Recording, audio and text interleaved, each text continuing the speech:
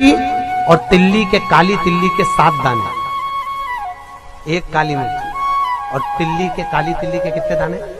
7 दाने हथेली में रखकर अपनी कामना कर कर मन से अपने मन के बात को कहकर शंकर भगवान के शिवलिंग पर चढ़ा दीजिए। आपकी मनोकामना, कहते हैं हर महीने शिवरात्रि आती है, इस शिवरात्रि पर, मुख्य शिवरात्रि पर चढ़ाओगे, अगले महीने की जब शिवरात्रि आएगी तो आपकी मनोकामना पूरी हो जाएगी। एक काली मिर्ची और 7 काली तिल्ली के दाने, मात्र 7।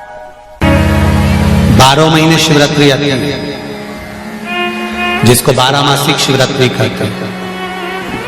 हम कई लोगों से कहते हैं अगर जिंदगी में ज्यादा नियम नहीं ले सकते तो एक नियम ले लो, और उसका फल क्या होता है ये मात्र 3 महीने की शिवरात्रि कर कर देख ले। केवल 3 महीने की शिवरात्रि, ज्यादा कुछ नहीं कर सकते।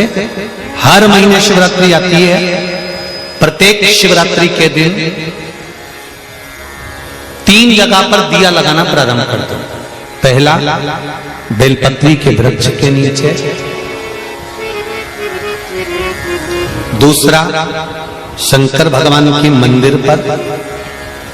तीसरा, आंवले के वृक्ष के नीचे। केवल ये 3 जगह पर दिया लगाना चालू कर दो। कौन से दिन? हर महीने की जो शिवरात्रि आती है, मासिक शिवरात्रि जो आती है, आप 12 महीने का नियम बनाओ कि मैं 12 महीने की शिवरात्रि का व्रत करूं ना करूं। मैं शंकर के मंदिर में 12 महीने जो शिवरात्रि आती है उस शिवरात्रि का नियम लेती हूं कि शिवरात्रि के दिन में दिया लगाने 3 जगह पर जाऊंगी। पहला, बोलते जाओ जम के, बेलपत्री के नीचे। दूसरा, शंकर भगवान के मंदिर में या शिव मंदिर की चौखट पर। तीसरा, आंवले के वृक्ष के नीचे।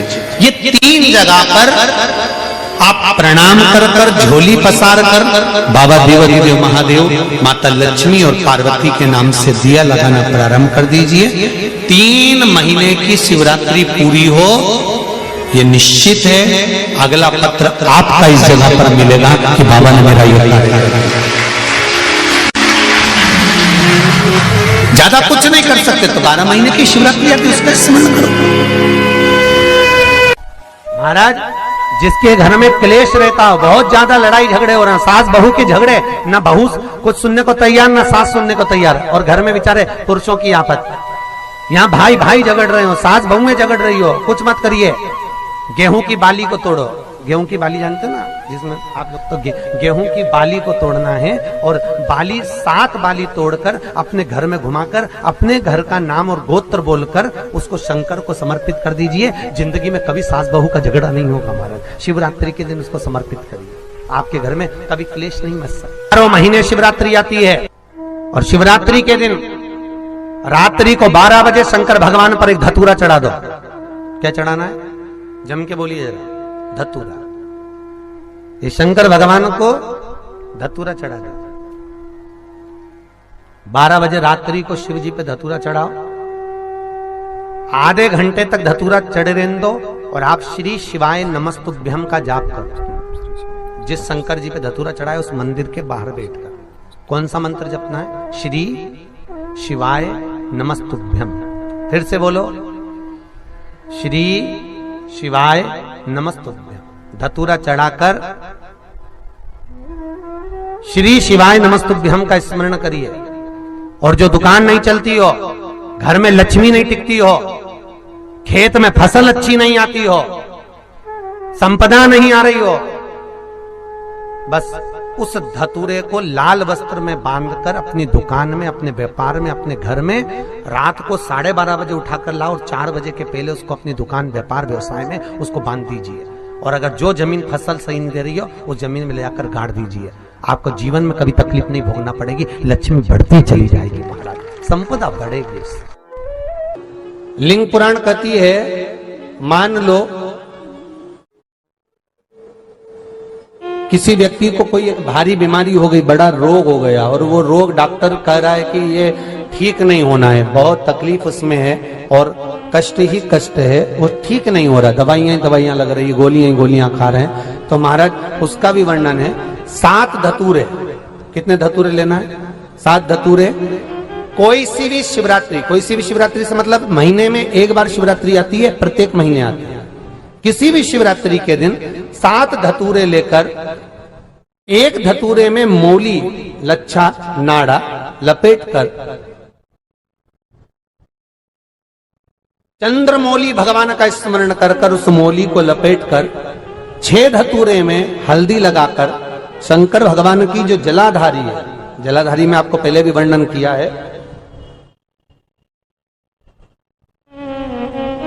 शंकर भगवान का ये शिवलिंग है, ये जलाधारी है, ये भगवान का जल निकलने का स्रोत, चरणारविंद का भाव। शिवलिंग जहां रखा हुआ है ये पार्वती जी का हस्त कमल है, जो ये गोल भाग है ये पार्वती का हस्त कमल है, जहां शिवलिंग रखा है। जहां से जल नीचे गिरता है उसके सीधे भाग में श्री गणेश जी महाराज का स्थान है, उसके उल्टे भाग में श्री कार्तिकेय जी का स्थान है। जलाधारी के सामने एक मोटी सी लाइन होती है, कहीं सांप बना होता है, कहीं स्थान बना होता है। जो मोटी सी लाइन है ये शंकर भगवान की सबसे छोटी लड़की अशोक सुंदरी का स्थान है। जलाधारी के ऊपर जो 3 टेकी लगी है ये भृगु ऋषि का, भृंगी गण का स्थान है। इसके ऊपर जो कलश है, कलश में जो पानी भरा जाता है वो पानी जो बूंद बूंद नीचे गिरता है ये शंकर भगवान की 5 लड़कियों का स्थान है। जया, विषहरा, सामरीबारी, धोतली और देव, ये 5 लड़कियों का स्थान है। शंकर भगवान का संपूर्ण परिवार शिवलिंग के सामने से, जहां से जल चालू होता है गिरने के लिए नीचे की ओर जब जल जाता है, उस स्थान पर भगवान शंकर के सारे गणों का स्थान है। फिर जब जल बहकर सामने की ओर जाता है, जितनी दूर तक जल जाता है उतनी दूर तक भगवान शंकर के उस जल भाग को ग्रहण करने के लिए 33 कोटि देवताओं का स्थान है। इसलिए उस जल को हम लांघते नहीं है, क्योंकि वहां 33 कोटि देवता विराजमान रहते हैं महाराज।